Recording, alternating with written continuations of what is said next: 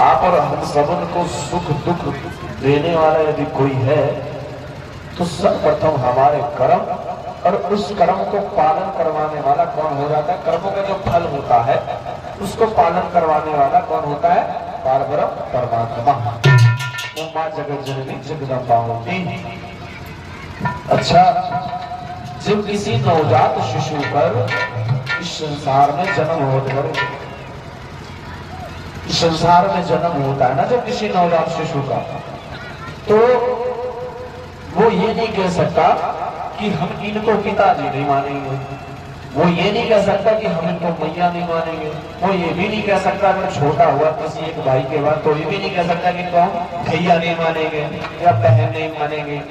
सारे रिश्ते निश्चित होकर के आते हैं कि ये हमारे पिताजी हैं, ये हमारी मैया जी हैं, ये हमारे भैया जी हैं, ये हमारी बहना जी हैं और ये हमारे बुआ जी, नानी, फूफा, मौसा, न जाने कौन से रिश्ते हो जाते करे।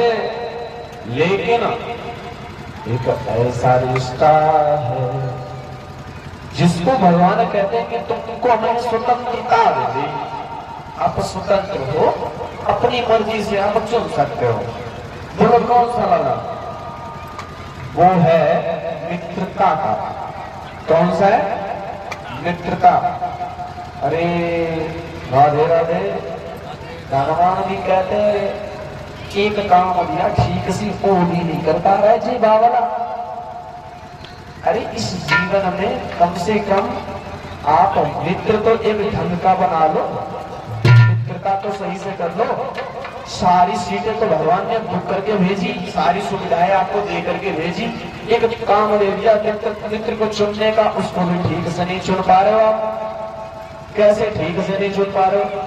अगर कंस प्रवृत्ति वाले लोगों के साथ मित्रता होगी तो क्या होगा? विनाश होगा आपको। और कृष्ण प्रवृत्ति वाले इस धराधाम पर इंसानों से मित्रता होगी तो आपके जीवन में रस का भंडार होगा, प्रेम रस का। कैसे? अम्मा खाना खाओगे अलग से, सखा सखियां मिलेंगे अलग से, और महलों के रहोगे आप अलग से। कहने का अर्थ ये है कि जब आपकी मित्रता भगवत रूपी किसी मित्र से हो जाती है तो आपके जीवन में कल्याण कल्याण कल्याण के सिवा और कुछ नहीं। सिर्फ और सिर्फ आपका दिन दोगुना रात चौगुना आगे ही बढ़ोगे, कल्याण ही होता चला जाएगा। तो कहते हैं कि कम से कम एक काम लिया मित्र का तो उसको आपने ढंग से चुनना है।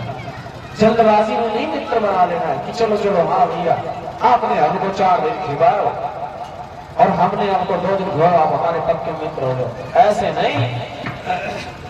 जब बात मित्रता आती है ना तो कृष्ण सुदामा को बहुत ढंग से याद किया जाता है। कैसे भागे थे कृष्ण भगवान सुदामा से मिलने के लिए? सोचो जरा। आंसुओं से उन्होंने धोए थे उनके चरणों को, हाथ जो है पानी में नहीं छुए, आंसुओं से हुए। ऐसी होनी चाहिए मित्रता। प्रीति करो निर्वाह करो, अनरीति करो अब ही कहना है। गाढ़ी प्रीति जब अथा भई तो दुख सुख सब ही सहना है।